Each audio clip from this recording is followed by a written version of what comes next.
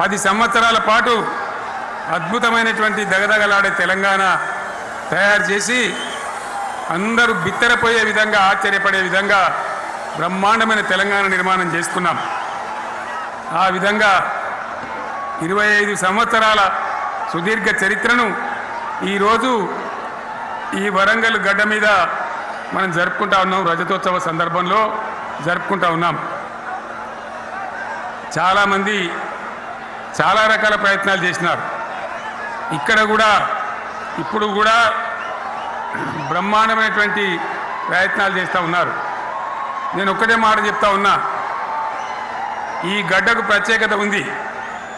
ఇది రాణి రుద్రమ్మ ఏలిన వీరగడ్డ, సమ్మక్క సారక్కల పోరుగడ్డ, బమ్మెర పోతన కవితా మాధుర్యం పండించినటువంటి జీవగడ్డ.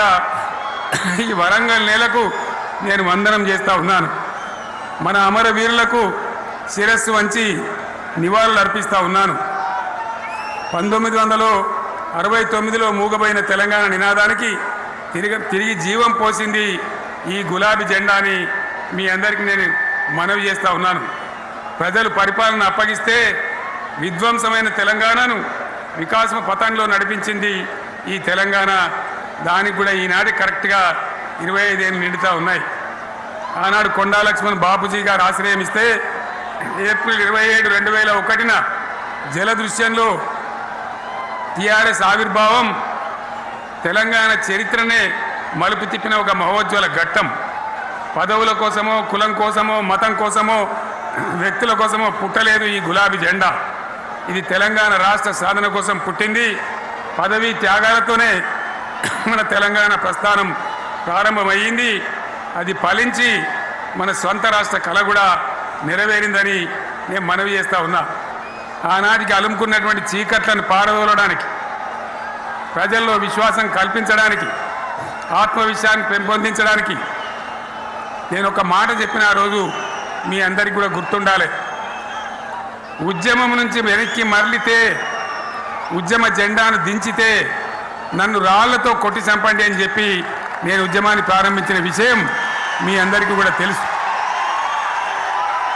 ఆ తదనంతరం జరిగినటువంటి స్థానిక పంచాయతీ ఎన్నికల్లో, ఆ తదనంతరం జరిగినటువంటి సిద్దిపేట ఉప ఎన్నికలో ప్రజలు బ్రహ్మాండంగా ప్రాణం పోసి ఊపిరిలిదితే అద్భుతంగా ఉద్యమం ముందుకు పురోగమించిన విషయం మనకు తెలుసు.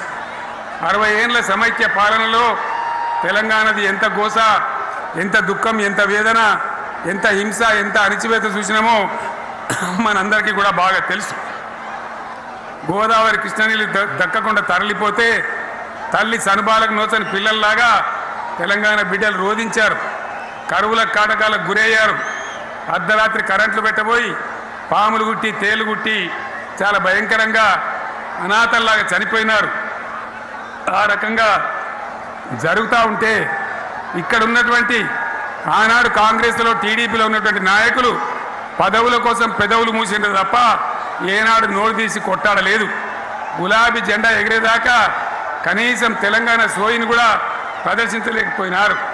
మీ అందరికీ తెలుసు, తెలంగాణ కోసం అవసరమైన ప్రతి సందర్భంలో పదవులు త్యాగం చేసిన వాళ్ళు బీఆర్ఎస్ బిడ్డలు అని చెప్పి నేను గర్వంగా మనవి చేస్తూ ఉన్నా. కానీ పదవుల కోసం తెలంగాణను ఆగం చేసిన వాళ్ళు ఆనాడున్నటువంటి కాంగ్రెస్ నాయకులు అని చెప్పి కూడా నేను